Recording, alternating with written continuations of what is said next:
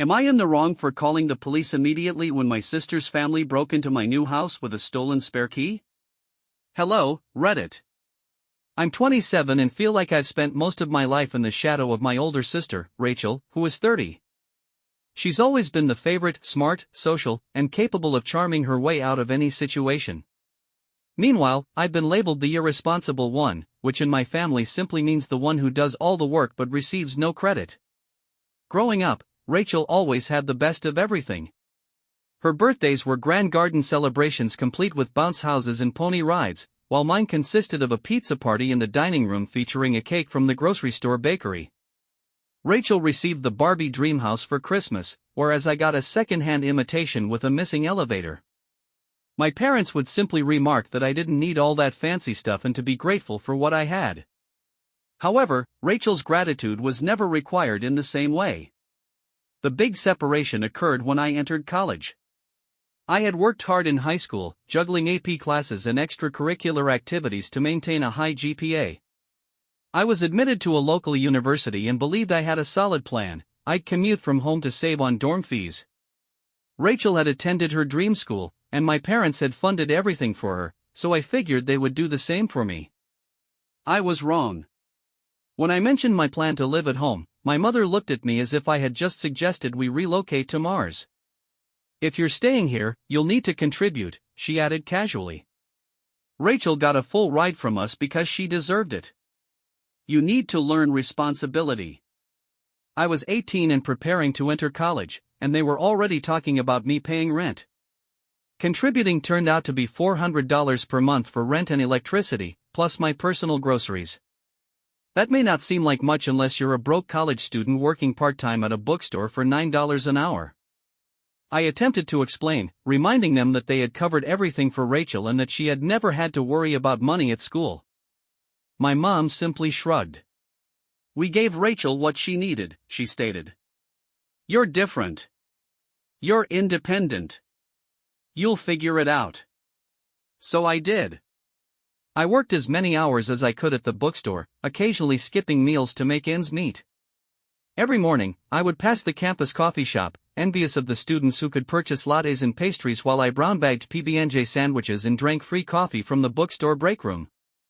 I never bought a textbook at full price, everything was used or borrowed from the library. Every month, I handed over the $400 to my parents while Rachel was away at her out-of-state school, living in a brand new dorm that my parents had purchased for her. She contacted me once to complain about her dorm's air conditioning not being chilly enough, and I almost lost it. I didn't have air conditioning in my car since I couldn't afford to fix it. My parents continued to send Rachel money each month. I once overheard my mom on the phone saying, "We don't want her to struggle, college is difficult enough." I stood in the kitchen clutching my $1 ramen noodles, wondering why none of that compassion was ever shown to me. To make matters worse, my parents were continually praising Rachel for her accomplishments. She earned a 3.2 GPA in her communications program, and they threw her a lavish graduation party complete with a catered buffet and a DJ. When I graduated with a 3.9 and a computer science degree, we had a quiet meal at home. My mom prepared lasagna and replied, "Well, we don't want to make a fuss." Looking back, I believe what stung the most was not the absence of financial assistance but the apparent message that I didn't count as much. Rachel was always portrayed as the star with potential, while I was just there. Even when I achieved something, it was overlooked. "Kate's smart, she doesn't need help," they'd say. It seemed like being capable was a curse. After college, I moved out as quickly as possible. I rented a small apartment near my first job and began living my life on my terms. It wasn't easy, but it felt great to be free of their expectations. I worked hard, lived frugally, and began saving. Meanwhile, Rachel married Mark, who is 32 and someone my parents adore, despite the fact that he's constantly changing jobs. They currently have 3 children, Mia, 5, Ethan, 4, and baby Noah, 2. My parents are continually bailing them out. When their car broke down last year, my parents handed them money to get a new one. When Rachel complained about how difficult it was to keep half kids, she continued, as if this were the most normal thing in the world. "You'll need space for Rachel's family when they visit, and for us too. Oh, and it'd be great if it was close to Rachel's place." I wasn't sure why I was startled. She had already turned my potential house into a solution for their issues. I said something non-committal and hung up the phone as quickly as I could, thinking it was a one-time occurrence. But, oh dear, it wasn't. My mom and Rachel began flooding me with house listings after that. I'm not exaggerating when I say it turned into a part-time job for them. Every day, I'd receive at least a dozen links to ludicrous houses, large homes with 4 or 5 bedrooms, pools, 3-car garages, and the works. It was as if they assumed I was looking for a reality TV mansion. One day, my mom texted, "Did you see that one on Maple Street? It's huge, just perfect." Another time, Rachel emailed me a link to a 6-bedroom property with a remark that read, "This would be so suitable for us. We'd finally have space to spread out." I stared at the message for a good minute, wondering how my property purchase had become a collaborative endeavor. What was worse was that they weren't even pretending it was about me. Every place they recommended was oriented toward Rachel's family. "This one has a finished basement, Josh could turn it into his man cave. The kids would love the pool in this one. Look, Kate, there's even a guest room for mom and dad when they visit." It was exhausting. At first, I attempted to gently lead them away, assuring them that I was only shopping for something modest for myself, but that simply made matters worse. That's when I decided to cease responding. I silenced the group chat and disregarded their messages, assuming they would finally get the point and move on. Meanwhile, I continued searching for houses on my own. I spent my evenings reading through Zillow and my weekends looking at open houses.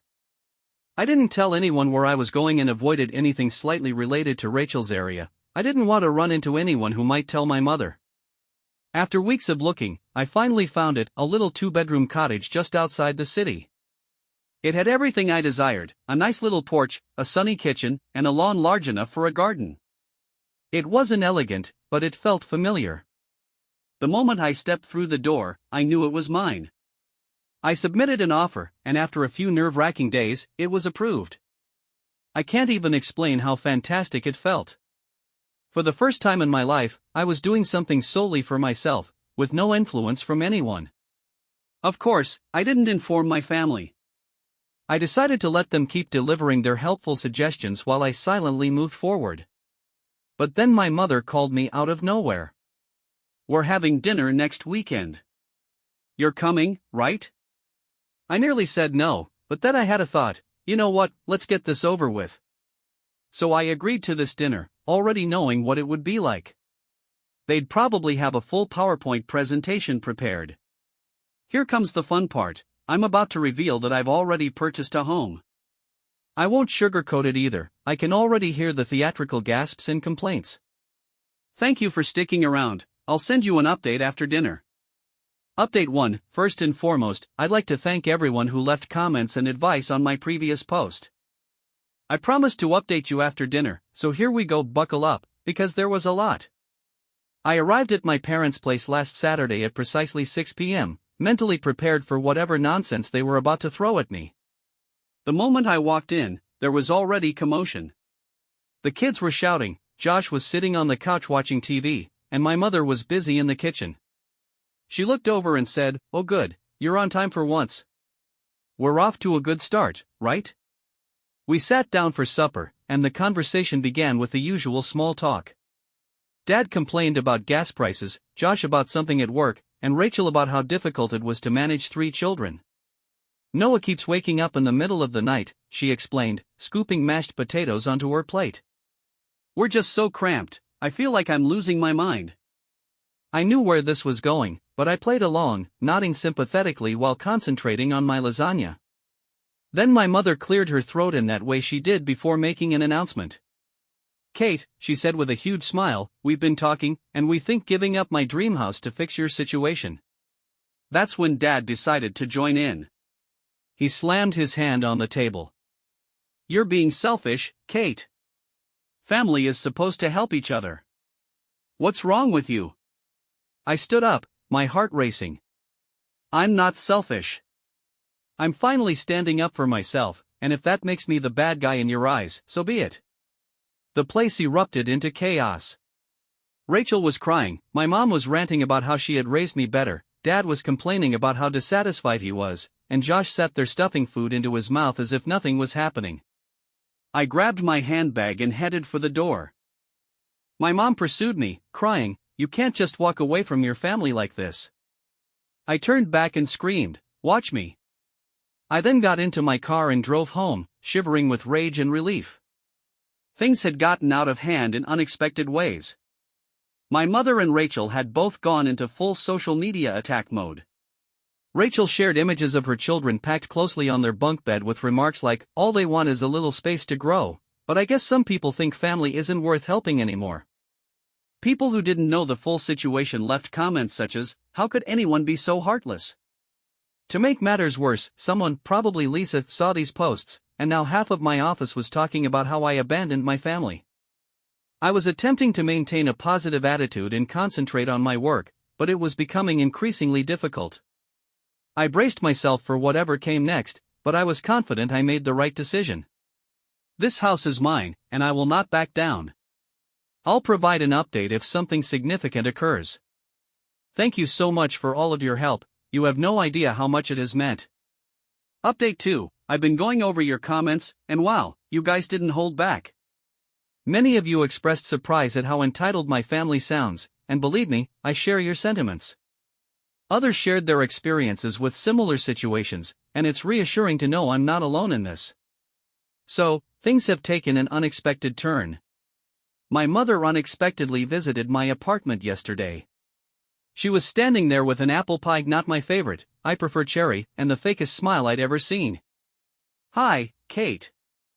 I thought I'd stop by and see how you're doing," she said, as if she hadn't been part of the social media mob attacking me. Against my better judgment, I allowed her in. She placed the pie on the counter and gazed around my home as if she were taking inventory. "I wanted to apologize," she began, her voice full of fake sweetness. "Things got a little heated, and I realize now that we were wrong to push you like that. You've worked hard for this house, and I should have respected your decisions." Something about her tone didn't sit well with me. Then she launched into a lengthy speech about how proud she was of me and how the stress of Rachel's situation had caused everyone to behave out of line, "But that's no excuse," she added, giving me a sad, almost imploring expression. "I was thinking maybe we could have a fresh start. I'd love to come over again sometime, maybe bring Rachel and the kids. It'd be nice for everyone to see your new place." So there it was, the actual motive behind her visit. After she left, I couldn't shake the feeling that something was wrong. Later that night, I recognized what was bothering me. She'd spent an unusual amount of time inspecting my locks and inquiring about my relocation timeline. My suspicions were confirmed when I returned home from work today and discovered my spare key missing, the one I had mistakenly left on the kitchen counter during my mother's stay. My phone vibrated just as I was processing this. My next-door neighbor sent me a text, "Hey, I noticed some folks trying to peep into your windows last night. It looked like a couple with children. Is everything okay?" I quickly phoned a locksmith to replace all of the locks. I'll also install security cameras first thing tomorrow morning. I can't believe they would go this low, but I'm also not surprised. I've stopped answering phone calls and texts from anyone in my family. Mom's apology was obviously just a reconnaissance operation, and I'm done giving them the benefit of the doubt. The disturbing issue is that I don't think they'll stop. Dad left a voicemail stating, "This isn't over, Kate. Family has to stick together, whether you like it or not." At this point, it seems like a threat rather than a concern. I'm currently documenting everything, every text, voicemail, and suspicious incident. My gut tells me I'll need this record shortly. I will keep you updated if anything huge deal, and Josh muttered something about my being selfish as they packed away their belongings, including the goodies they had plundered from my cupboard. After they left, one of the officers approached me and asked if I wanted to file charges. I considered it for a moment before deciding against it. As long as they stayed away from my property, that was enough for me. The officer nodded, saying they'd file a report if anything more happened. I had already called a locksmith to change the locks again, and I would have a security system installed tomorrow. I also hired a lawyer to create an official cease and desist letter to deliver to my parents, Rachel and Josh. The letter describes everything they've done and expresses that if they continue to harass me, I will not hesitate to take legal action. I still can't believe my own sister thought this was appropriate, and my mother gave them the key. I don't even have words for it. I will keep you updated if anything else happens, but perhaps this is the final straw. I am done giving them opportunities. Blood is not always thicker than water, particularly when it is dangerous. Update 4. I'd like to begin by thanking everyone who has followed this wild journey. After all of your comments and support, I believe I owe you a final report on the issue. Yes, I mean final because I have formally severed all relations with my family. First came the guilt-inducing phone calls. Every single relative, including those I hadn't spoken to in years, began phoning me. My aunt, who hardly recognized my existence growing up, left a voicemail that read, "How can you do this to your sister? Family has to stick together."